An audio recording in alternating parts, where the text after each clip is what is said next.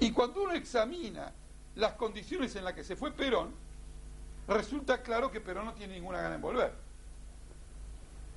Porque Perón se va en 1955 cuando un golpe militar virtualmente derrotado lo derroca.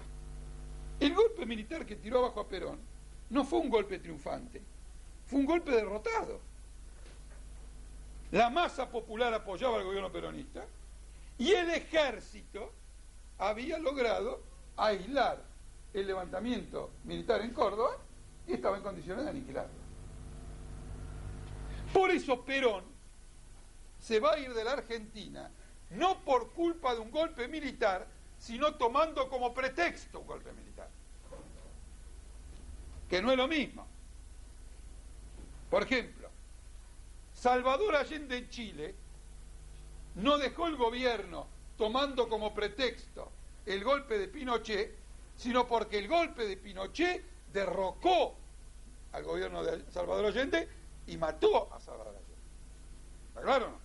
Salvador Allende no se quería ir del gobierno, aunque cometió muchos errores Salvador Allende, y llevó adelante una política que favoreció el golpe militar. Nombró a Pinochet, desarmó a los trabajadores, fortaleció al ejército, le dio servido el golpe militar a la derecha. Cuando el golpe militar se produjo, él lo resistió. Y entonces el golpe militar lo derrocó. A Perón no lo derrocó ningún golpe militar. Perón tomó como pretexto un golpe militar para renunciar y exiliarse con un argumento que él mismo lo dio y que cierra el debate sobre la cuestión. No quiero el derramamiento de sangre entre argentinos.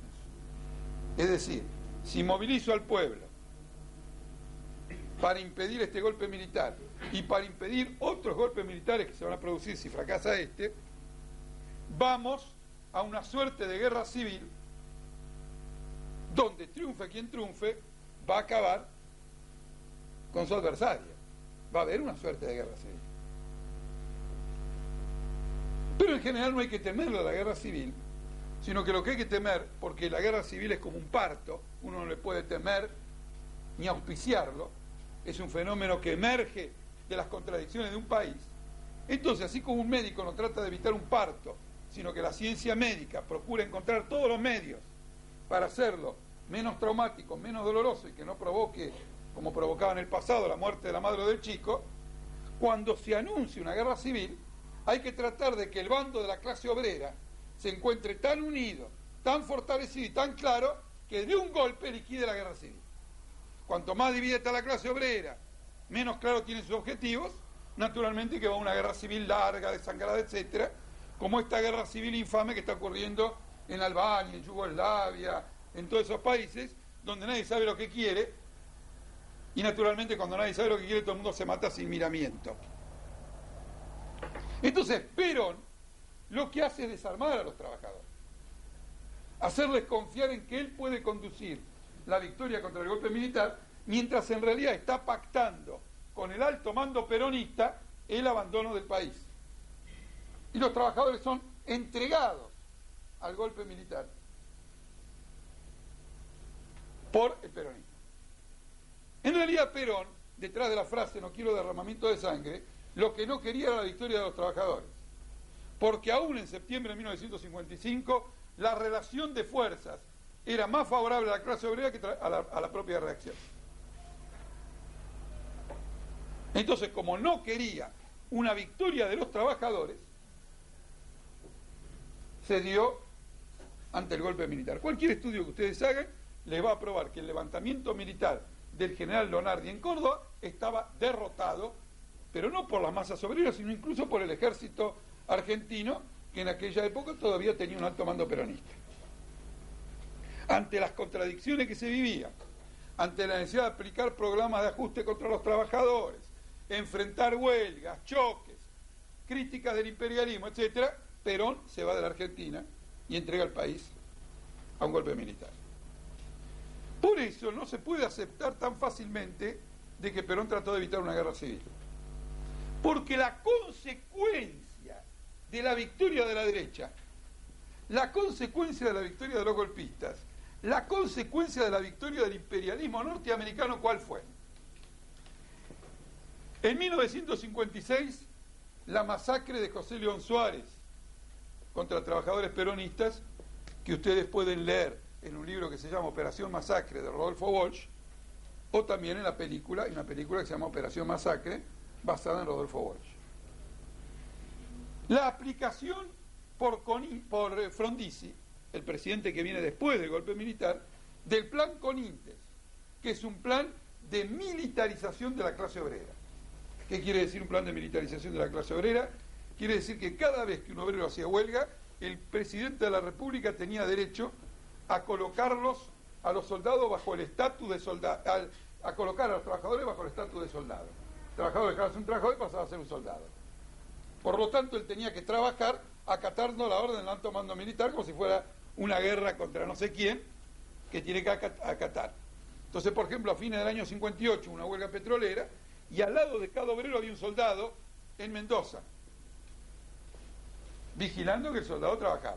O hubo una huelga ferroviaria y el ejército tomó el control de los ferrocarriles. Además, como el plan Conintes es un plan que autorizaba a suspender, en cierto modo, la Constitución, aún en ausencia de razones para suspenderla, permitía el allanamiento sin orden judicial, la detención sin orden judicial, sin tiempo, etcétera, etcétera. Es decir, como ustedes ven, la guerra civil no se detuvo. Hubo una política de represión absolutamente implacable. Un compañero mío del secundario, que después se transformó en un activista metalúrgico muy importante, Felipe Vallese, fue torturado y asesinado para enfrentar la resistencia de los obreros metalúrgicos. Y así sucesivamente viene el golpe de Estado de Onganía, el golpe de Estado de Videla, aunque se produce 18 años después del derrocamiento de Perón, el golpe de Estado de Videla, con los 30.000 desaparecidos, es una demostración de que Perón no evitó el derramamiento de sangre de los argentinos cuando se dio el poder político a la derecha. Yo quiero insistir en este punto porque la pavada que tiene más popularidad en este país y en todos los países es que el mundo sería maravilloso si no hubiera extremistas. Son los extremistas de izquierda, con los extremistas de derecha, que se complotan para joderle la vida a los pueblos. Entonces, si uno liquidara a los extremistas de derecha y liquidara a los extremistas de izquierda, todos los pueblos vivirían en paz. En algunos países en que se pudo hacer la experiencia, después de liquidar a los extremistas de izquierda, porque realmente los extremistas de derecha no se liquidan nunca, después de liquidar a todos los extremistas de izquierda y considerar que bueno, ya tendría que haber paz, vuelven a reaparecer todos los conflictos que dieron lugar al conflicto anterior por el cual echaron la culpa a los extremistas de izquierda. Los conflictos en una sociedad no emergen por el complot de izquierdistas o derechistas, sino que emergen por los antagonismos y contradicciones en que se desenvuelve esa sociedad. Y mientras que los políticos intermedios tratan de no resolver nada y tapar todos esos problemas, aumentando la presión de la caldera, agravándolos, como toda cosa que en lugar de resolverse se dilata en el tiempo, se agrava, el político de izquierda, cuando es consecuente, señala agudamente la causa del problema y le establece un remedio. Por eso la sociedad solamente se encuentra auténticamente representada en estos momentos de polarización en que la izquierda consecuente puede mostrar a la luz del día que su programa es el único adecuado para superar los problemas que vive una sociedad. No es cierto que la izquierda consecuente crece a río revuelto, sino que los que crecen a río revuelto son los políticos intermedios como de la Rúa, Meijide, Menem, etc. Ellos crecen porque ellos crecen en el ambiente de confusión